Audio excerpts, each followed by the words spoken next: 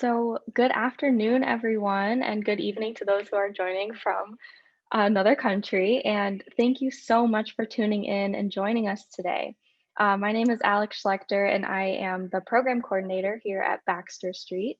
And I am honored today to provide the introduction to this conversation between Lorenzo Triburgo, Sarah Van Dyck, and Nadine Vtlasbach, discussing Lorenzo's current exhibition, Shimmer Shimmer. This conversation will last approximately 45 minutes with the opportunity for a brief Q&A portion at the end using the chat feature. So we encourage you to post messages using the chat feature throughout the conversation, and the questions will be answered at the end.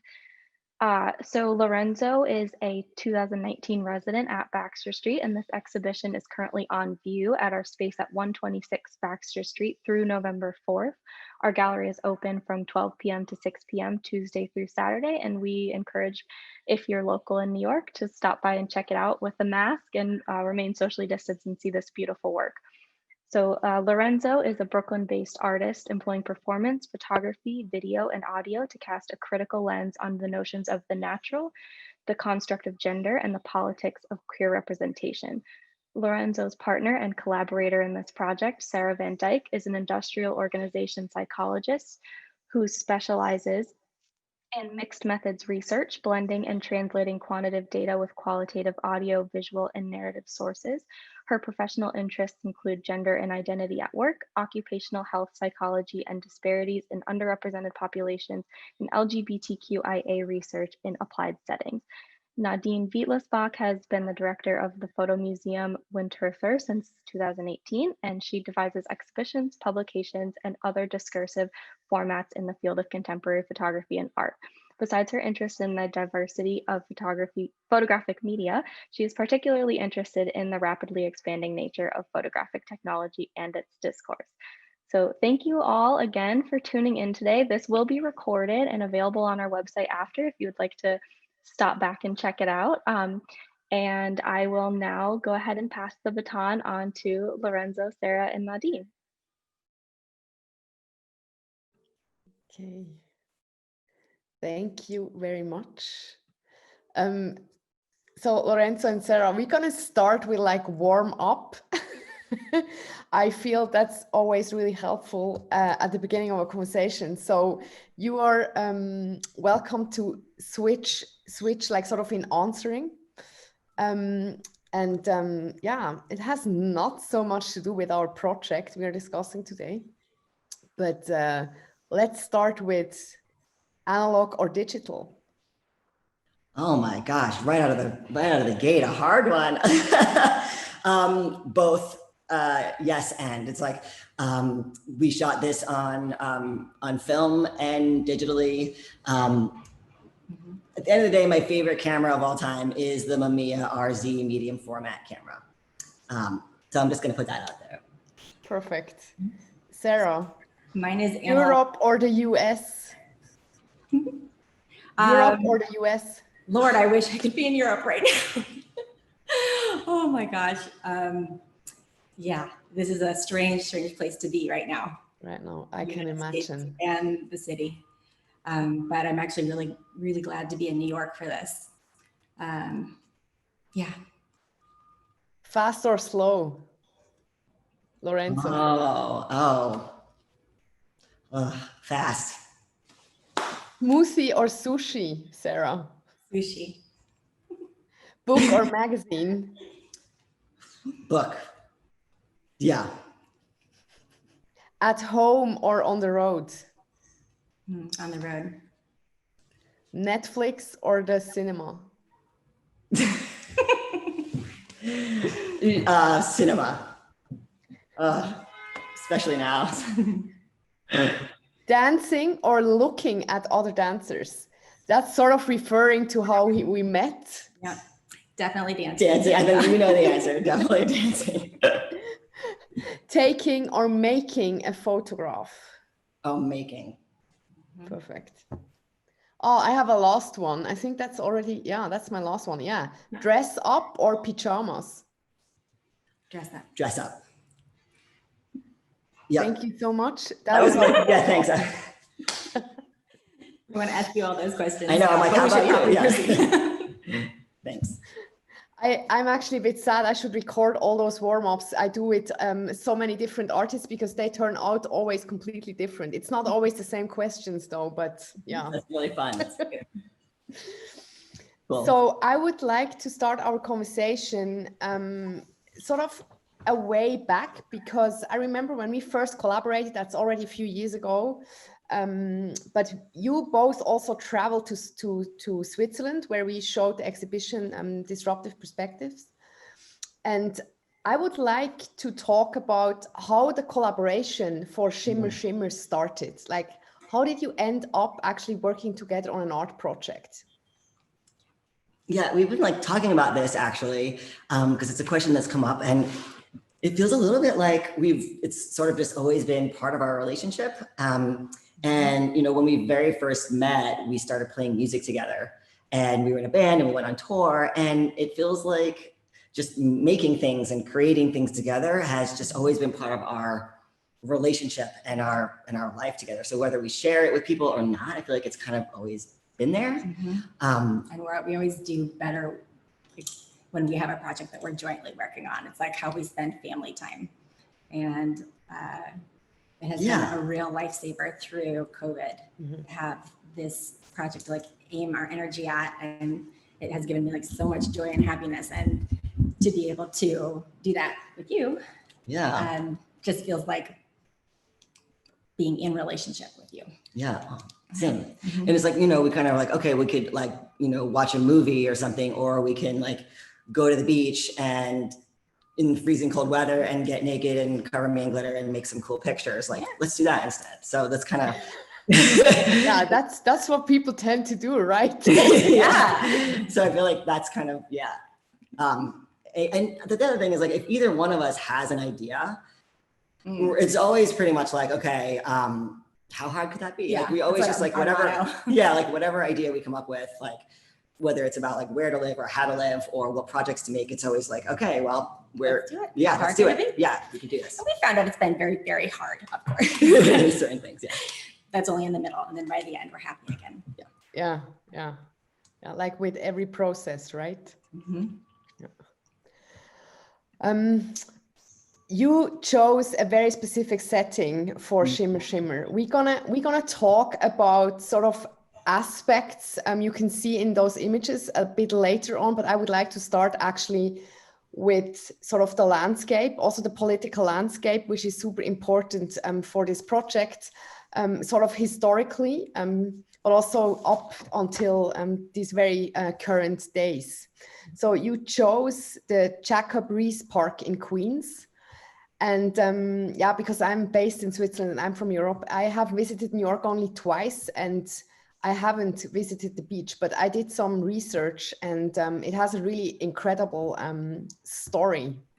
And for all of the people joining our conversation,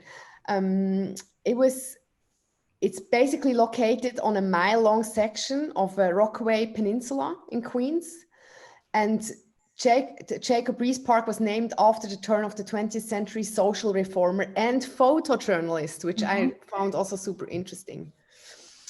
And it's historically one of the New York City beaches that have been most popular for social gathering for the LGBTQI community, where they claimed certain sections as their own. So it was really about sort of also appropriating a space for own actions. And I was wondering, how is your relationship to this beach, and also how did you come across the particular locations you chose for the photographs? Oh, that's a nice question. Let's see, Mo and Nomi, who are on this call, we took us to this beach in 2016 when we moved back to New York from Portland, Oregon. And we were lucky enough to have a gay beach in Portland on the river there too. And it's always been a place where I feel like there's a lot of freedom in terms of both expression and just existing in nature without covering yourself up completely or hiding it. There's just, it feels really accepting of all different sorts of body types and all different sorts of people. And so when I think about going to the beach somewhere else and how kind of closeted almost. I would need to be at that beach, depending on who else is around. It's almost always the choice to go back to Reese Beach because it's a great feeling of freedom. And it's still up to this day. It is still an important sort of area. And it's still a safe space. That was something I was really wondering. Is it still a safe space? Yeah, so I would say yes, but in particular this year, we started noticing more like low flying helicopters like NYPD, and surveillance has always been an issue for that section of the beach.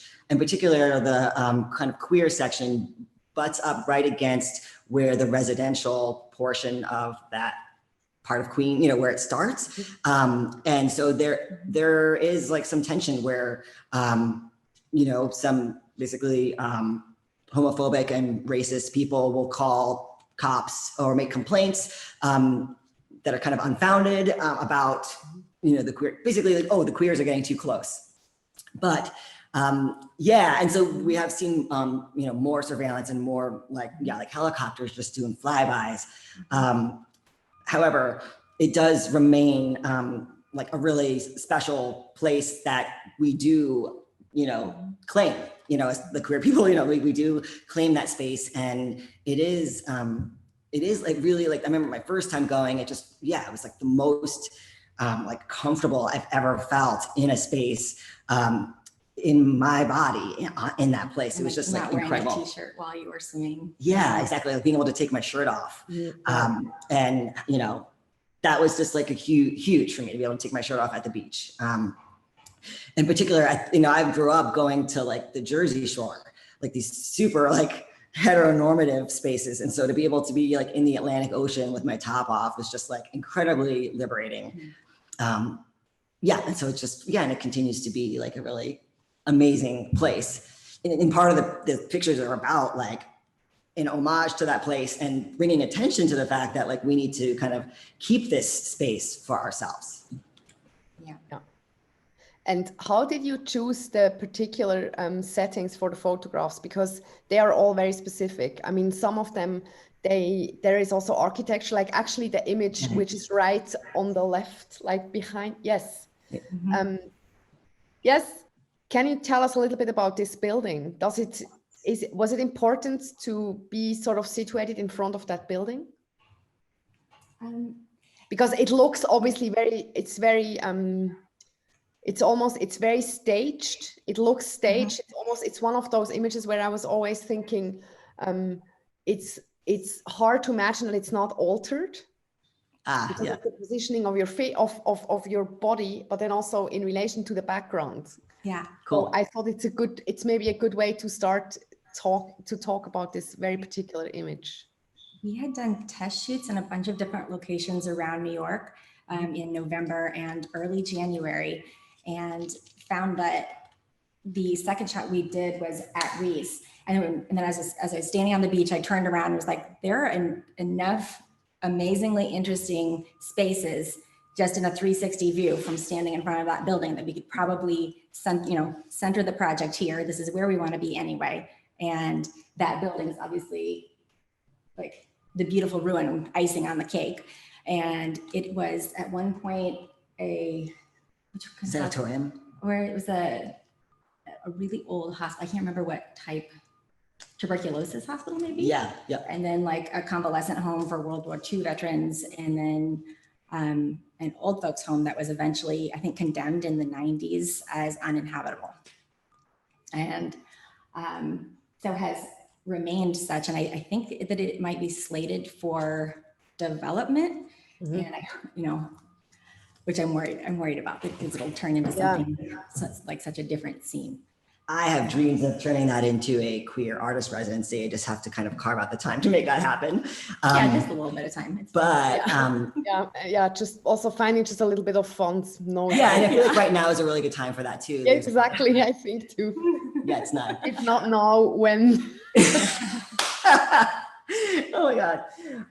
But yeah, the other thing is like, in terms of like including it, like it's also, there's like 3 pieces that are larger in scale than the others. And for me, this piece is also like a nod for people who have been to Reese. It's the, it's like the iconic, I think of it as like the iconic image that really places the project within re-speech, and then you can kind of say, oh yeah, I recognize, that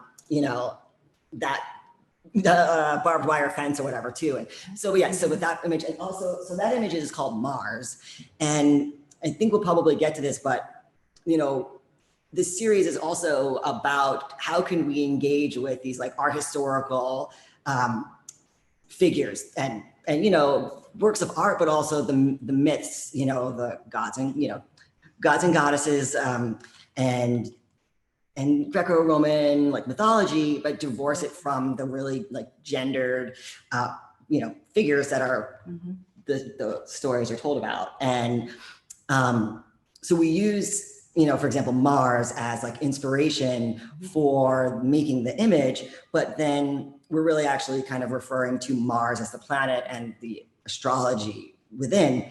However, thinking about Mars, the god, during the god of war or whatever, right? So during during peaceful times, the temple of Mars, the doors are closed, right? But then during war times, the doors are open.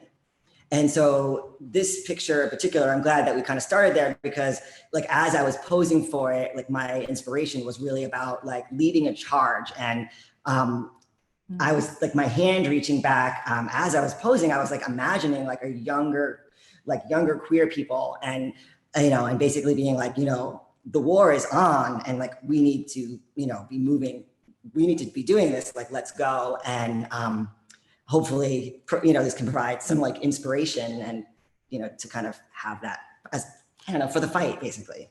Yeah. Coming. It's also a very glittery fight. Yeah. It's a very, yes.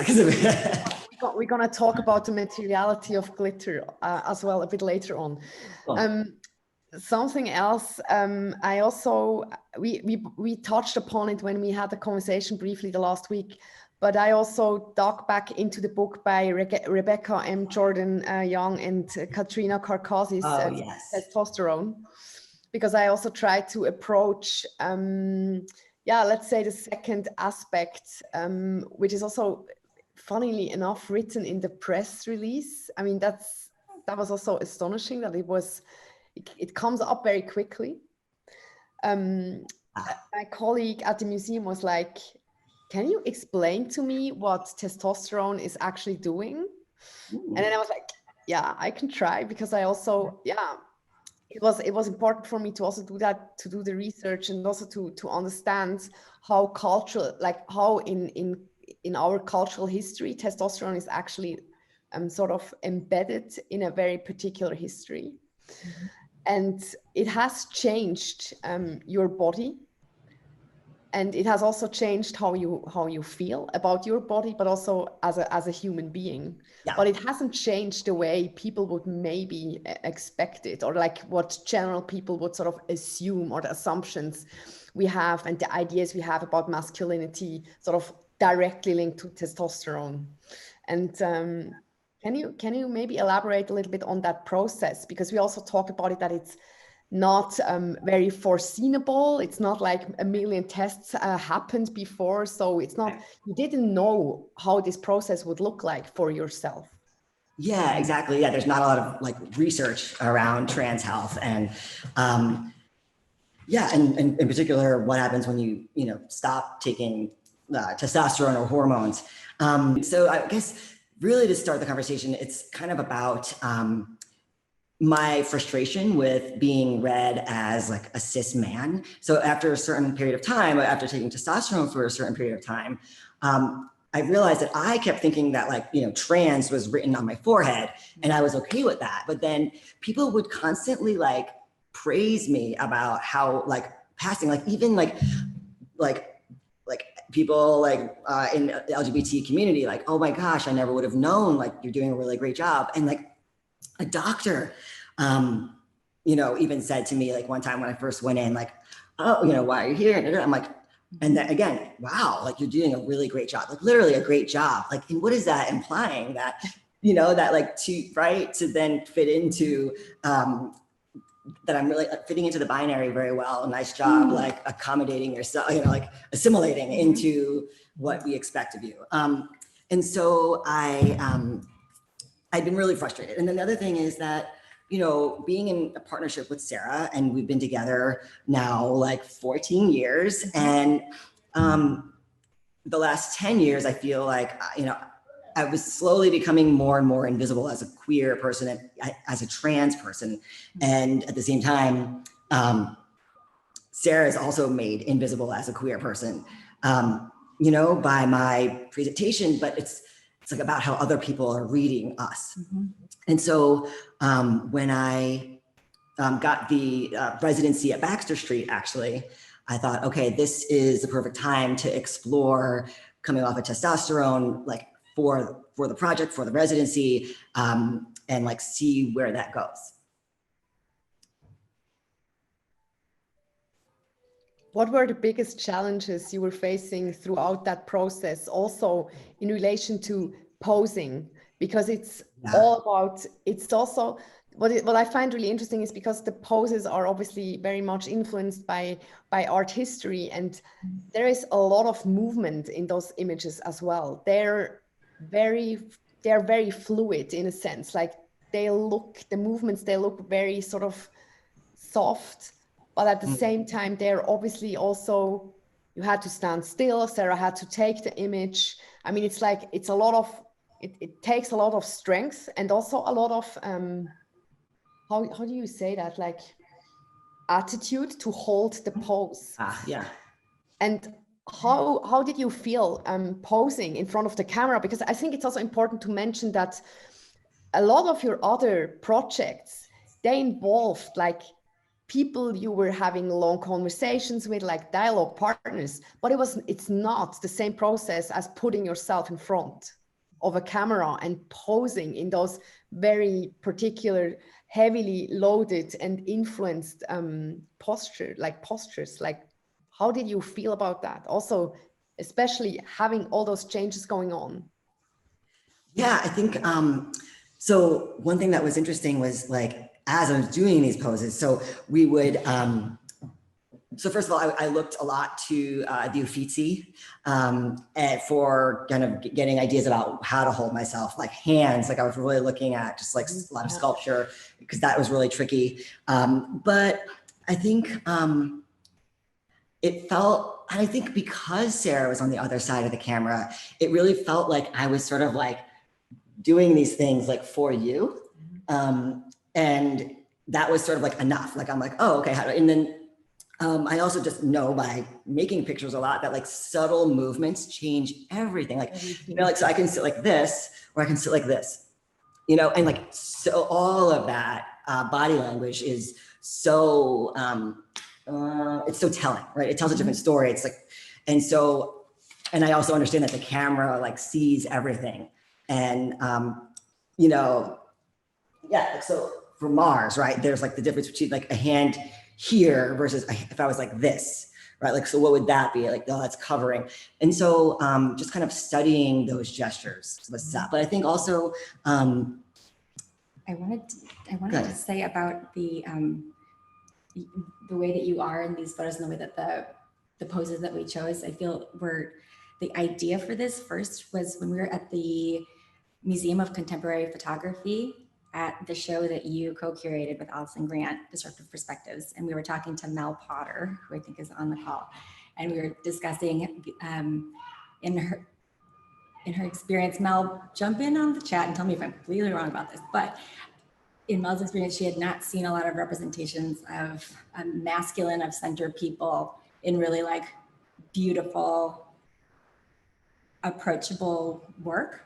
And that she'd seen a lot of feminine of center transgender people portrayed. And there was some images in that show that brought up that conversation. And I had been working on drawings of Lorenzo, like there's like, still life of Lorenzo with the sun this way. Yeah. And it was like those images were flashing through my head as we were talking about it. And I wanted to create images of him as a masculine of center trans person who was not cloaked in like the garb of masculinity. And like I've seen a lot of that work, I didn't want to ask him either to be like vulnerable by being naked. So in the way that he is in these poses, he's both like, it feels like proud, and self-possessed and bold in motion and gesture. And so, but it was important to me to make like beautiful images where it felt like he's both playing a character and also being himself. That was kind of, that was, yeah. Oh, that's, Yeah. How, like, if you would have to describe, or no, I would really like to hear about maybe the biggest challenges throughout that process of, first of all, collaborating together. Lorenzo, you going through changes, not knowing how your body is changing, putting yourself in front of the camera. And I know that I also believe that it takes a lot of trust. And as partners in life, I'm sure this is also like a big quality of your relationship, but at the same time, it's still making yourself super vulnerable. Yeah. And the fun part, that's not fun. I mean, I'm not supposed to sound cynical, but because photography as a medium is so problematic in terms of exclusion. I mean, photography is anything but democratic or inclusive. Yeah. So, you know, given the fact or given the history of photography, I think it would be interesting to know, like, what were your challenges? Also, Sarah, when we had the conversation before, it's like you were also saying, it's also finding a language about the process together, but also like sort of as individuals. Yeah. So I think, so it's funny, like, I guess I am vulnerable. It was like actually not until like the day before the show opened, we finished installing, and we're like, literally like, okay, put my head down on the pillow and then I'm like, I guess people are going to see a lot of pictures of me nude. I'm like, is that a good idea that we put all these pictures? And I just like, well, it's a little late now if it isn't. It like really hadn't really like dawned on me. And like, in a way, it's like, I feel like I should feel vulnerable. And like, I literally am like, I'm invulnerable in the sense that I'm really trying to like offer myself to the viewer, but I'm also like specifically offering myself to like a queer viewer, if I might say. I mean, everyone is welcome to look, but like, but this really is about like, and it kind of feels like a little like, about like speaking to a queer viewer, right? By like also like the re-speech, like not everyone is going to know by looking at the pictures that it's from there, but people who have been there will know. And the connection to astrology, like some people might be like, okay, but I think that like queer, like our queer community really thinks about astrology quite a bit and how we, in terms of like making meaning in the world. And so like, that's another sort of like, sort of nod to like, this is who I'm talking to. And so I guess when I'm making these, or when I was like posing and thinking about that vulnerability, it was really about like, it felt really good. It felt like I'm saying something that I want to say for the people who I want to say it. Mm-hmm. Yeah. And the project started out, the first image that we made didn't end up staying.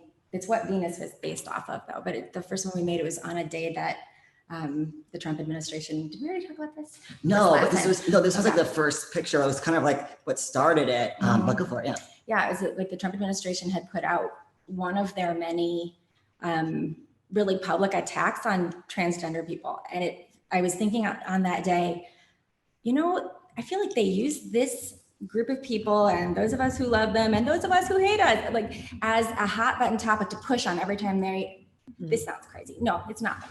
Every time they want to hide something else that's going on. So the day that in 2018, that this proclamation was made, there was an American businessman who had been working in Russia for decades, testifying before the Senate, I believe, on some supposedly very shady dealings. And they're like, oh no, don't look over here. We're going to say that transgender can't be in the dictionary and won't be in any United States documents or on any websites. Look over here, you know, and that's happened over 40 times during this administration. And it's something that they do to so many groups of people that should be protected as opposed to used as political bait or, Right. Okay. No, yeah. And so then during that, you know, it was like We Won't Be Erased, you know, movement and rallies and that hashtag, right? And so we were thinking about that, and like, so I think Sarah was thinking again back to that conversation with Mel Potter, and just like had this vision of this vision of like, oh, Lorenzo, I want you to stand here. I want you to look like Venus, you know, Botticelli's Venus. And then I was like, oh, I want to also like, and then like drop your shoulder and move your hip and move your knee, and then all of a sudden everything changes. Yep. And so, and actually like with Venus, that is a combination of actually Venus and David. And so that was another thing that we were doing, was like kind of pulling from multiple sources, like art historical sources, and then combining the poses to kind of be a mix of, you know, a number of pieces. Yeah, of the narrative also of the piece. But not to jump around too much, I was also thinking about kind of going back to like the history of photography question, if that's okay. We can. And so, yeah, I have a love-hate relationship with photography. It's one of the things that keeps me coming back to it. I feel like the ways that you can sort of like undermine the expectations that are built into a photograph, you know, not only like the truth value, but who's making the picture. I don't know, there's just like a lot of expectations about what a photograph means or can mean. And I think that's also like a lot of great source material. But I was, as you know, Nadine, I very sensitive to the idea of, you know, using someone else's likeness and creating like a representation of someone, and then using that for my own projects, and then, you know, like getting credit and, you know, fame and fortune, you know, based off of someone else's image. But at least so often we see people from sort of dominant identities, looking to marginalized communities and making pictures of them as like an outsider looking in. And that's obviously problematic. But another thing that goes on in the history of photography is that there are so many men throughout the history who have made images that are super famous, like Robert Capa, right? The like falling soldier, like who either their like wives or girlfriends or female assistants were either making the picture actually, it's come out, or were a major part in projects, right? Like Edward Weston, like photographing his wife like doesn't get named as like a collaborator. And so it also felt really important to sort of like disrupt that history, you know, in photography, and not only by collaborating, but like by really like naming Sarah, and like Sarah is behind the camera on this, and like her, like, and also like a queer femme gaze is really what's driving the project, you know? So that felt really important too. Yeah, I think that's super important also in relation to if we're gonna look back at this series in 10 or 15 years, I'm also very hopeful that there's like sort of an increasing number of practices which are sort of like embedding this idea also of a shared authorship regarding who is holding the apparatus and who is actually being photographed. So I'm really hopeful. And I mean, I think it's also true that when you think about resistance, because that's also something we've talked about back in Chicago, but also in Switzerland. And when you think about sort of visual language and visual narratives, and what their possible force can be, because it's true that it can be super harmful, like the whole idea of looking in from an outsider perspective. But there is also something very positive who can sort of be created through a dialogue like yours. And I was also wondering, that's almost like it's a very glittery question, but what would you like to sort of, you know, I showed my daughter, she's 6, I showed her the images. And I thought, so she has a favorite children's book, and it's called Julie and the Mermaid. That's a great book. It's a great book. It's also, it just has been translated into German. It's one of the only queer children's book. And I showed her the images, and she was like, do I have to describe what I'm seeing? And I thought that was actually a very interesting thing. Yeah. I was like, yeah, you can. And then she was like, oh, I love the glitter. There's so much.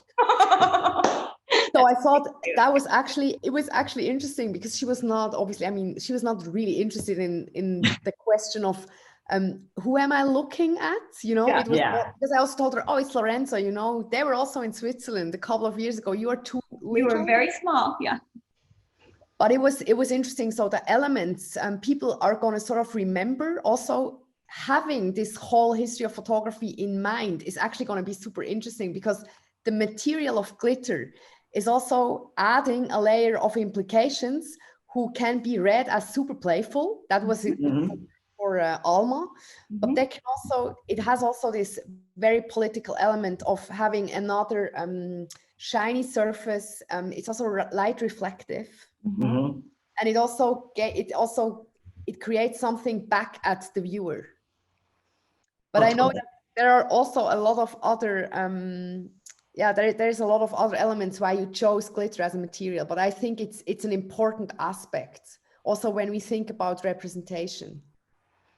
That's cool to hear what Alma said about it, and that makes me happy because she's seeing like the artifice that is on top of it. Like he is a character in each of these in a way, you know, so she's looking at like the artifice of the character and connecting with that also. That makes me happy. Let's see, will you take this one next? Yeah. So like, so we were thinking about, you know, the visual of it, right? Like, so it's like, it is playful, it's pretty, like I wanted to see it. But I think also, I've often described myself as a centaur, and a centaur. And I think that like initially, like using glitter was just like a way to sort of be like magical, right? To kind of think about this like a mythical or magical creature.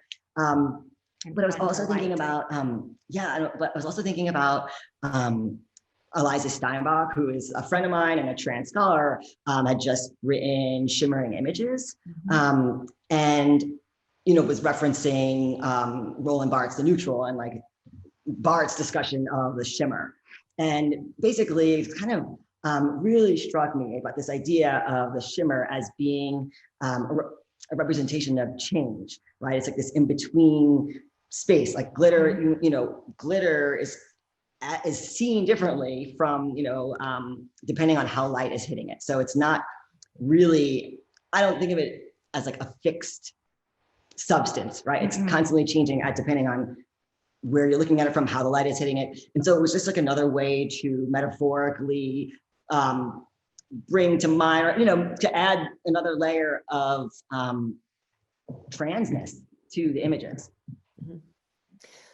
I would also like to mention something which I can't get out of my head, and I know that it's gonna be bothering me for the rest of my days as a curator, as a director now of an institution. So we did this show together, remember? And we had this great vision of also creating like sort of a variety of photographic and visual languages of queerness. Yeah. And I remember that we had one very bad sort of feedback from an art critique who was saying, it looks so queer that it's almost as a cliche. I don't know if you remember that. And I thought that was hilarious, given the fact that throughout the history of the arts and also the history of photography, there is no such thing as a canon of queer identity, sort of like representation. And I thought it was hilarious, and it was also sort of really painful. Yeah. But yeah, that's something I can't get out of my mind, that there is also this heteronormative idea of how queerness should look like. Right. See, and I think even a question came up like that when I was giving a talk in Chicago for it. And I always feel like in order to sort of, all right, I hate making blanket statements, but I'm just gonna do it, whatever. But I think that in order to use photography, I'm just gonna speak for myself, like as an artist using photography, I think that you have to do something to the medium itself. You kind of have to mess with, or let's say interrupt some of, like I was saying, like either the expectations or the patriarchal history of it. You know, some people will intervene with the surface of the photograph as a way to disrupt the photograph, or so Or like in policing gender, I made those aerial images that they look like surveillance images. And, people write about those. I had a review of someone write about one of those that was talking about that it was taken near a prison. And I'm like, no, it wasn't actually. There's nothing truthful about those pictures, right? But so I think that to sort of to make a queer photograph, which many of the artists did in Disruptive Perspective. So, and who are all like really inspiring to me, that there needs to be like an intervention with the medium itself. Exactly. Yeah. Yeah, and it's not. I mean, that's also what I think is important when thinking about sort of having an activist position as an artist or also as a creator, that it's really also about constantly changing what a photograph could look like, what a photograph should sort of maintain regarding the fact that there will always be a viewer, there will always be gazes involved, both in front of the camera, but also as various sort of audiences. Yep.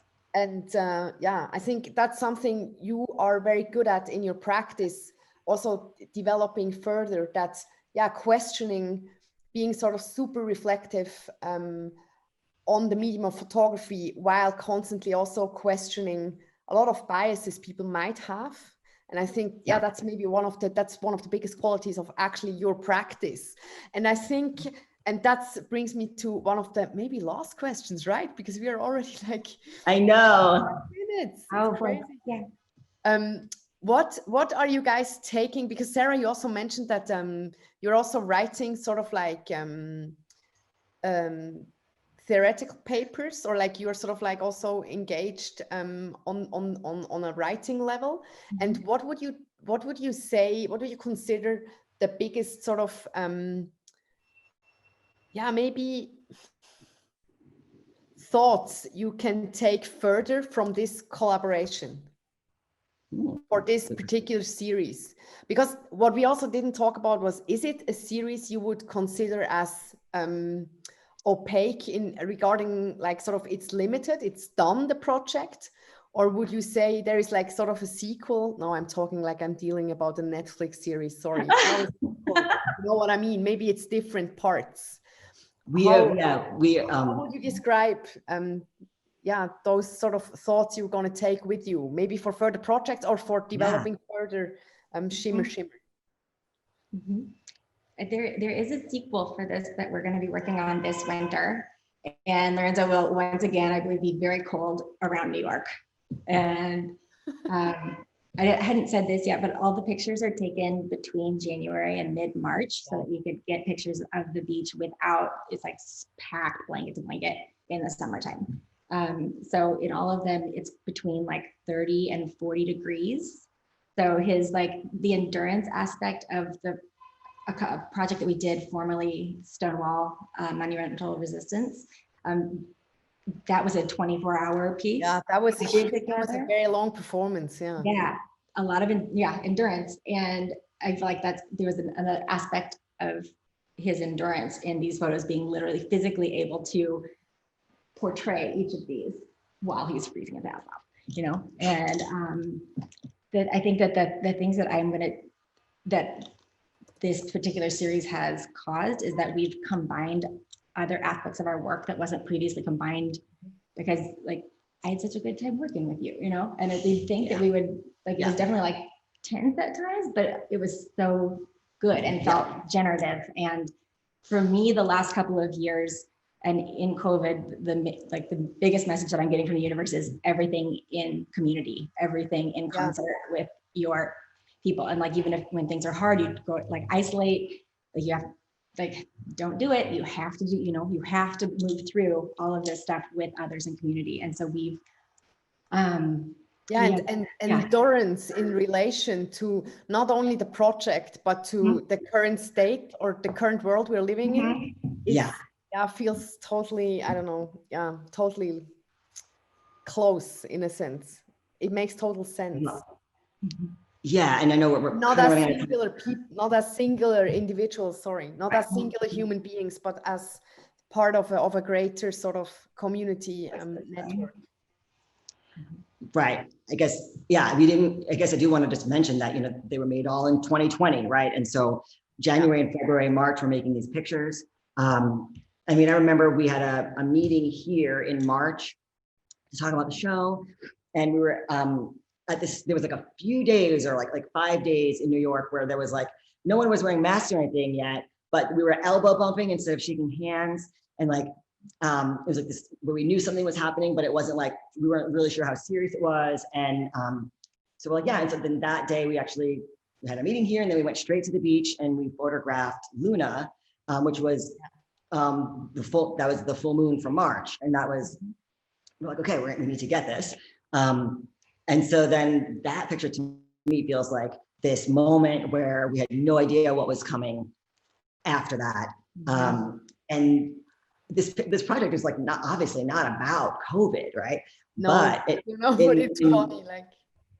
Right, but then making it during this year, even if we weren't shooting it after the shutdown and everything, but making it during, but then, editing and printing and doing all that and getting ready for the show during this time period, COVID and the uprisings, it, to me, like more and more just feels like, again, coming back to like the importance of community, of coming together, supporting each other, but also of space to do that. And as the city is shutting down, like we live in a queer neighborhood, and it's underserviced, and a lot of things are shutting down, and people are having to move out, and that's been really hard. And so it sort of makes me feel more and more really invested in spaces in New York, and how do we carve those out for ourselves. Yeah. I think it's a very inspiring, but also productive sort of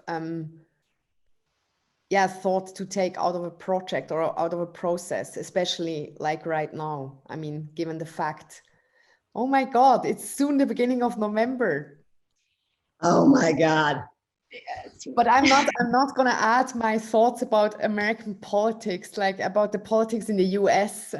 We're not going to talk about that, but we could go on. Oh my God, I know we would never. For the queer community. But yeah, I don't know, is Alex also like, do you want to jump in? Are there some questions from someone listening? I don't know. I know, does anyone have any questions? Yeah, because I'm sure you guys have questions for Lorenzo and Sarah. Or for you. We've got like 7. Yeah, so I'm gonna kind of parse through the chat. There was this lovely comment from Raphael Soldi, who says, I love this connection to astrology and a certain cosmic connection to identify. I've always felt that we, queer people, have a connection to gender and our bodies that is less rooted in science and physical attributes and more connected to abstract and visceral notions of identity, perhaps more comfortable with ambiguity and the unknown, explained, or simply felt. Beautiful. Yeah, Raphael, thank you for that. Really, that's a really beautiful comment. And I think, I totally think you're right. And thinking about astrology, it's thinking about connectedness in ways that are not rooted in a patriarchal religion. It's thinking about connections to the world, and not to each other, like to each other, but like thinking about how do we find meaning for ourselves, and what do you think? I'm having a hard time putting the words to it, but find meaning. What are the things that, like ways of making meaning, like about our lives that are not necessarily in relation to our families of origin, because while things have improved, they're still not great. And which kind of disconnecting from for queer people who are not necessarily wholeheartedly accepted and cherished by their families of origin. There's a sense of like looking elsewhere, and I was raised Catholic. I'm not going to look to the Catholic Church for that. I'm not going to, where am I going to look? And it's going to be most likely through some pretty woo sources in the queer community, including astrology. So it's like both the relationship with myself and trying to see myself outside of a patriarchal religion, but also in community that is outside of a patriarchy, as much as anything can be in this country. Mm-hmm. I also think that like, yeah, just energy is like, I feel like I can't sit here and deny the reality of like energy and shared energy and what that, you know, and how that really exists, and that it is not, you know, it's not valued in our culture in a way, that's not hard science or whatever. But I think that that it has meaning, and it is, yeah, it's important to us. And I think that, yeah, energy exchange is definitely important. Yeah, that's all I got. Yeah, I think it's beautiful because it also ties back to Raphael's comment, absolutely, in the sense that it's also hard to sort of pinpoint down certain aspects of how and why we feel connected to other people or to parts of a community, and why it's there. The feelings can be very strong, and they are also, especially now, that's also why I like the whole idea about endurance, and also in relation to resistance. That's what is sort of like bringing us together in a different way, and it's not it's more political than any party ever could be, maybe. Yeah. Maybe just, can I add something also, because I have a very dear colleague listening, or like she's also part of an audience, and she maybe she can add a comment later on, or but Lorenzo and Sarah, how would you like to travel the project, or sort of can you also imagine different other formats for the project to take another form, like sort of projections or a publication? Because that's obviously also, like from a curatorial point of view, that's always super interesting to know, like what a book, Alexa. Yes, I agree. No, but yeah, what do you think? How could the project be further developed? What would be your wishes? Yeah. So yeah, actually a friend of mine, a designer, like approached me about putting together like, you know, just a catalog of the show and potentially like a book. So that's exciting. I love print media. So, I mean, maybe obviously, right? So that's exciting for me. Definitely, Sarah and I have played with, and we were originally thinking about like some projections and printing on like alternate materials. And so I think, you know, because this is, yeah, I think that that's something that we might explore with this project or with the next one that we're talking about. But honestly, like, so this installation, it's a little bit hard to see, but we, you know, worked with Jesse and Michi here at Baxter, and, you know, thinking about this as like musical notes. And I really love the interaction between the small glitter constellation images and the sort of larger figurative images. And there's a lot of room to play. Like, I've also like imagined it where like one glitter constellation is just on one wall by itself. Like, I could sort of imagine, like each one of these sort of taking up just like more space in terms of installation ideas. But I don't know, I'm always interested in materials and playing with materials too. For this show, I did the prints myself, and I was really like, I just really wanted them to be like perfect, beautiful photographs, you know? And so that's what I really worked for this particular show. It's also a project, like when I think about all other modes of presentation, I'm also like, it has to go into public space. It has to be, I mean, I know that then the production is not going to be as neat because it's different materials, but just, because it's obviously it's strong, it's playful, it's like, it's beautiful to look at. And I think it would be great to have it sort of in public space, to also to have people just like walk past it and then like realizing, oh, I really have to go back because that's something I haven't seen. Yeah. So yeah, that's just super cool. Like, I mean, yeah. So we had, for Monumental Resistance Stonewall, we had purchased a little projector and took it, like projected that film around the city and photographed doing that. And I like the idea that you bring up of having it in the public space, because like we're sitting in the gallery right now, people are walking by, and I have seen so many people walk by and be like, and then be like, oh, I can't go in because it has to cost something. and you just like open the door and be like, no, it's free. Come in. It's fine. No, you can just come in and look for free. There's no money, Yeah, you know. yeah. And I would like for that to be even more apparent, that it's like, here's this idea put into this format, and it's free for everyone. And that, I really like the idea of public installation as well. I also think it would be like, I find them also a little bit humorous, the pictures. A little bit. No, for sure. They have to be. So I don't know, thinking of them as like on like a billboard or something would also just be like pretty great, like pretty funny, like pretty great, you know? I do see one comment from Livy Paloma. It says, I so love these works because they engage with beauty and joy of the trans and queer experience. These aren't explored widely, and I'd love to hear you talk about this engagement. So thank you. Thanks, Livy. Yeah, I think, and Nadine, you know, we've also talked about, like, three of us have talked about this too, as like that queer joy is a form of resistance. And so thinking about the glitter, there's also that. It's like, it's sort of like, it's adding to that sense of joy. And Same thing as like dance it out. Like, Yeah. if it's hard, go dance it out. Yep. This was a way to respond to the world with that same feeling. Totally. And that joy, like experiencing joy and purposely looking for that in the world around you, and the queer world around you, also is a way to endure like the difficult things that are happening, and a way to keep resisting is by intentionally bringing this into your life. And that's a really key aspect of this project for me.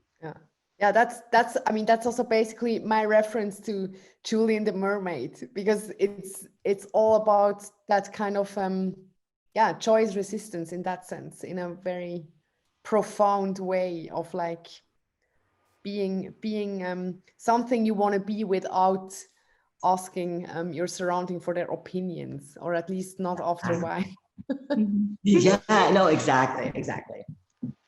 Thank you to everyone for coming. And Nadine, thank you so much for your like really engaging questions and for making the time. And this has just been really great. This has been really fun. And oh my gosh, Alex, thank you so much for everything that you've been doing this entire year. Like, oh my gosh. And Baxter, I can't say enough, like my heart explodes for Baxter. So seriously, thank you. Oh, we love working with you both. And thank you again for both of your time, and for Nadine, your time as well. And thank you so much for everyone else for tuning in this afternoon. It was awesome to see so many people. It's like, it's amazing. Thank you so much. Thank you so much, everyone. Have a good night. Take it easy. Sweet dreams. Okay. Bye, everybody.